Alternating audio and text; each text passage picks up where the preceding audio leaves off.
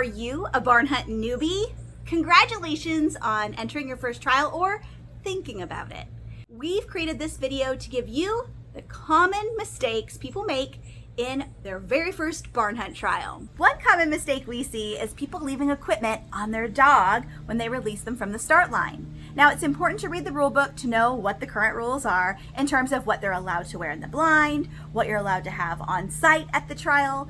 But what we're talking about here is when you're coming into the barn or the ring and you're on the start box and you're releasing your dog, is that there's nothing on them when you release them. Now, you also want to make sure that even in the blind, you have no dangly things on their collar. So no tags, no rabies tag, etc., because that is not allowed currently in the 2025 rules to have anything dangling on their collar, even in the blind. What do you do with your equipment when you're taking it off your dog to make sure you do it the right way so you don't get in trouble for putting your equipment in the wrong place? Now, if you have a covered prong, it must go into the receptacle that's going to be on the edge of the ring to contain that particular piece of equipment, because it's a safety risk if someone were to step on it. So it can't be hanging on the edge, it can't be dropped somewhere. It has to be in that box or that container that's on the edge of the ring.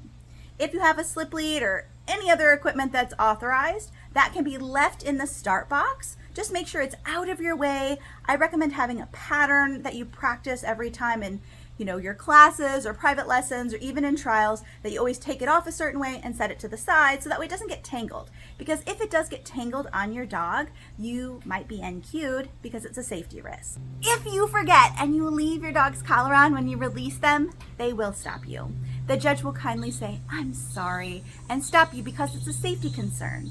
We don't want your dog getting caught on any of the strings on the hay bales or caught in some other way and kind of strangle themselves on their collar. So if you do happen to forget this rule, you will be NQ'd. You will not get to rerun. It's a mistake. Thank the judge for the information, and then you won't do it the next time. Really appreciate about when you're done with your run and maybe you have kind of a squirrely dog who doesn't want the fun to end. If you already physically have them, and let's say you're on the other side of the ring, a wrangler will bring you your equipment. So don't always feel like you have to go and get your equipment, your slip lead, your collar, etc. They will bring it to you. Let's say that you didn't find all the rats or your dog had a hard time. Sometimes the judge will allow you to let your dog see the rat, especially at lower levels. So at that point, you want to put their equipment on. This is not a time to search. And then the judge will show you where the rat is, and then you can go play and encourage your dog to have a good time on the rat.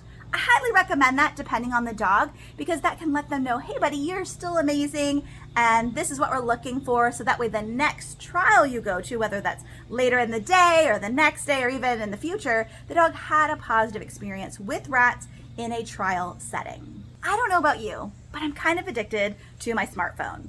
And while the rules say you can have your phone in the blind with you or working out here on the course, you want to make sure that you do not touch it, you do not hand it off to anyone, and you don't have it have any kind of alerts. The same goes for a smartwatch. Now, I personally choose not to have a smartwatch on and not to have my phone on me because it's too tempting for me, but you want to make sure that you follow the rules when it comes to phones. Even if you walk over and turn on your phone to videotape yourself, that is still touching your phone. So no touching your phone when you are in the blind or when you're searching, because that could be perceived as cheating or getting an alert of some sort. And so we don't want that to be an issue when you're coming in to have fun with your dog. When you and your dog are sitting in the blind waiting for your turn, it's important to note you are not allowed to talk to anyone outside the blind except for the gate steward. So the person who's maybe standing there letting you know it's time to go search, or who are calling people into the blind. So you can't talk to your friends or anybody outside the blind. That can be perceived as you're cheating in some way. And this is the time anyways in the blind to just focus on your dog, focus on your mental management, how you're gonna process and work through things when you're searching, and just have that moment before you go in to hunt rats. The thing I want to point out that's not rule related is that in Novice, there is only one rat tube out there. And when your dog finds it and you confidently call rat, the judge will say, rat won. And many people are nervous when they're competing. Maybe their instructor's already told them this, but there's only one rat. So even though they count it, you don't need to worry about there being multiple rats. There's just the one in Novice. What do you do if your dog finds the rat and you have other things still yet to do? Well, you want to make sure that if you are going to remove the rat, that you do it immediately after you get that confirmed fine. Maybe you've celebrated on the tube with your dog or celebrated, petting them. You want to make sure that you get that rat out. There's a couple different ways to do this, and it just depends on your preference, what works best for you guys as a team, and maybe even in that moment, because I know I change what I do with my dog Norby based on his emotional status, let's say. So you can either just take the tube, make sure it stays level, and hand that off to the nearest wrangler. If your dog is going to be jumping on the wrangler or still agitating at the tube, you might want to make a different choice. Maybe you're going to physically restrain them. Make sure you have open hands so that you are not looking like you're scruffing your dog, because you don't want to do that either. And move the bitey end, the face, at least 2 feet away from the tube that someone else is going to come get. Now, if you're on this course and your dog was up high, that might mean you have to kind of scooch them down. You don't want to pick them up, but you may have to move them carefully away, not picking them up, not scruffing them, not doing anything to cause a problem. And then you're going to hold them until the wrangler can safely go get the tube and then walk away. If you have a dog who's likely to chase or jump at a wrangler, whether it's because they're super excited or because they're going to try to steal the rat back, you definitely want to hold them until the rat is securely outside of the ring. Again, this depends on you as a team, so talk to your instructor, get support for that.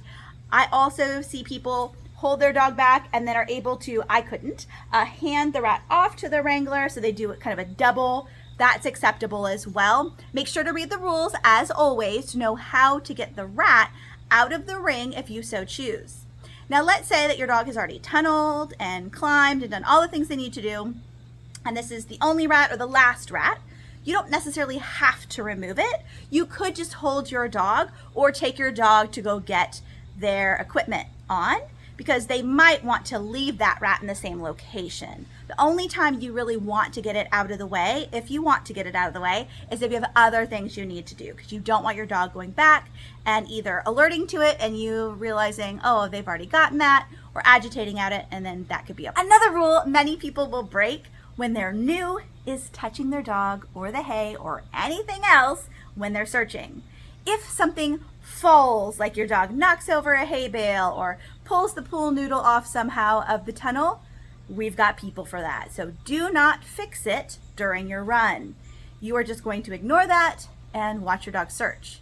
You are also not allowed to touch your dog unless you have a confirmed find. So once your dog has a confirmed rat find, you are allowed to touch your dog, touch hay, climb up on the hay if you have to, and grab that rat tube, or hold your dog back and have the rat wrangler come get it from you. And then after the praise period, no more touchy. So be mindful, especially if you have a large dog. I recommend walking around with maybe your hands behind your back or in a way that you wouldn't accidentally pet them.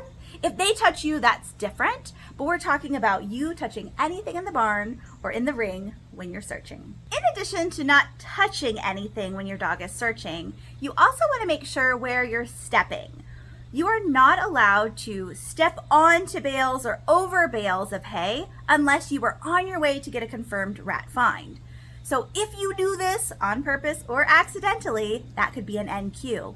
And it's not an instant NQ, it is one that the judge will tell you after you complete your run.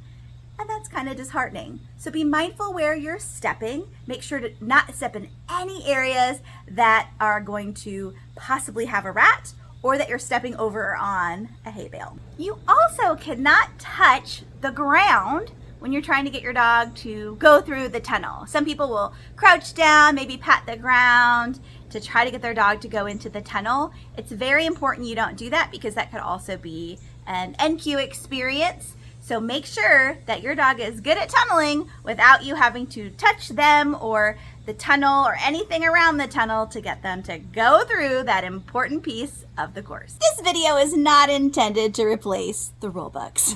Be sure to review the rule books on a regular basis.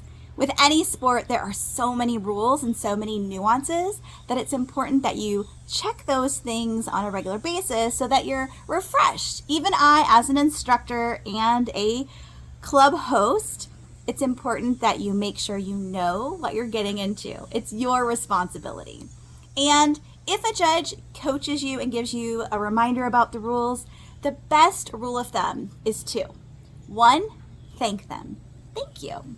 Even if you don't agree with their feedback, even if you think they're incorrect, it's okay to say thank you and move on. This is not a time to have conflict with the judge.